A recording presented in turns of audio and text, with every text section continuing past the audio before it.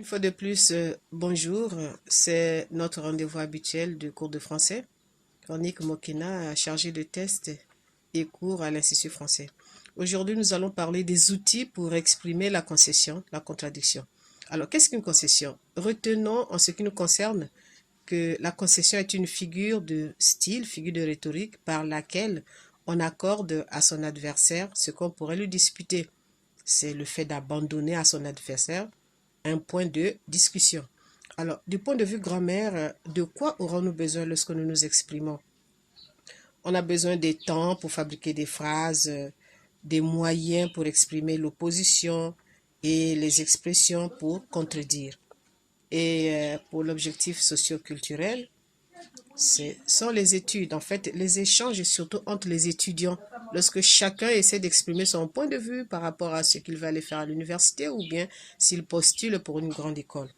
Alors, avant de poursuivre ce cours, j'aimerais rappeler les mots de la concession et les constructions grammaticales qui les suivent. Alors, quels sont les mots que nous pouvons retenir pour marquer une concession? On a d'abord les adverbes qui sont pourtant, cependant, néanmoins, toutefois. Il y a aussi, ensuite, il y a des conjonctions comme même si, bien que, quoique, encore que, et enfin des prépositions qui sont malgré, en dépit de. Alors, pour mieux circonscrire, essayer d'identifier dans ce que je vais lire les mots qui marquent la concession, qui marquent la contradiction. Alors, je vais lire un article extrait du journal Le Figaro. Il y a ici 3 points de vue de 3 étudiants distincts. Et dans chaque point de vue, il y a ces mots que vous allez pouvoir identifier attentivement pour marquer le changement de point de vue qui montre d'une part les avantages que l'on peut concéder lorsqu'un étudiant désire s'inscrire par exemple dans une université ou encore les inconvénients. Donc nous allons ici pouvoir les nommer pour mieux les distinguer. L'étudiant 1, nous allons le nommer Gaspard. L'étudiante 2, c'est Laura. Et l'étudiant 3, c'est Amour. Alors, que dit Gaspard? Gaspard dit: les grandes écoles permettent une meilleure formation. Pourtant, c'est vrai que cette formation est trop axée sur les maths et pas assez interdisciplinaire. L'entrée se fait sur concours.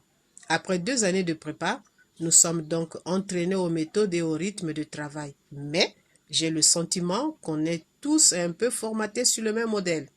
Je reprends lentement pour que vous arriviez à distinguer les mots qui marquent la concession et qui montrent les atouts d'une part et les inconvénients des deux systèmes, c'est-à-dire l'université et les grandes écoles. Gaspard: les grandes écoles permettent une meilleure formation. Pourtant, c'est vrai que cette formation est trop axée sur les maths et pas assez interdisciplinaire. L'entrée se fait sur concours après 2 années de prépa.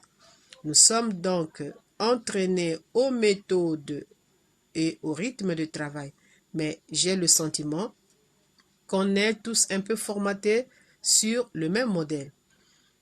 Alors, qu'est-ce que nous retenons pour Gaspard? Il employait l'adverbe pourtant et il a également employé mais qui marque la contradiction.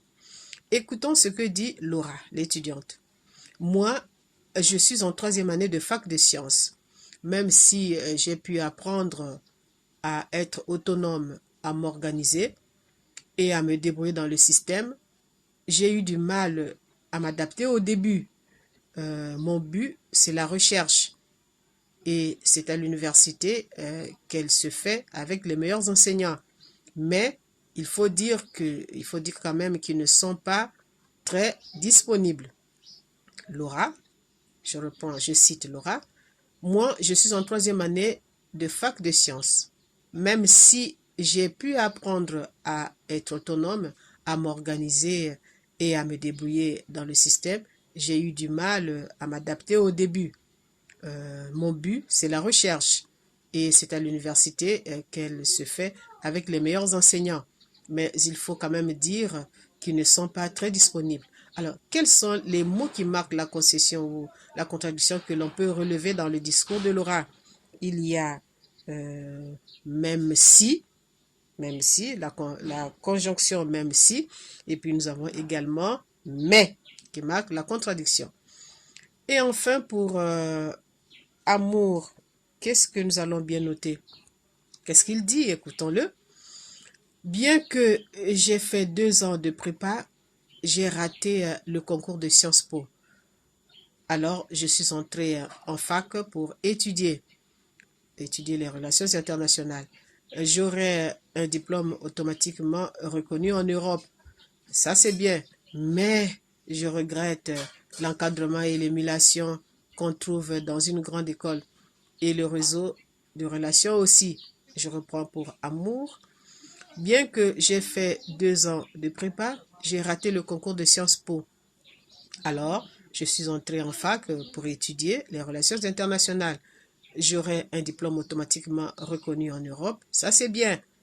Mais je regrette l'encadrement et l'émulation qu'on trouve dans une grande école et le réseau de relations aussi. Alors, qu'est-ce qu'on relève dans le discours d'amour? Il y a bien que, tout au début, bien que j'ai 2 ans de prépa, il y a aussi un mais et alors.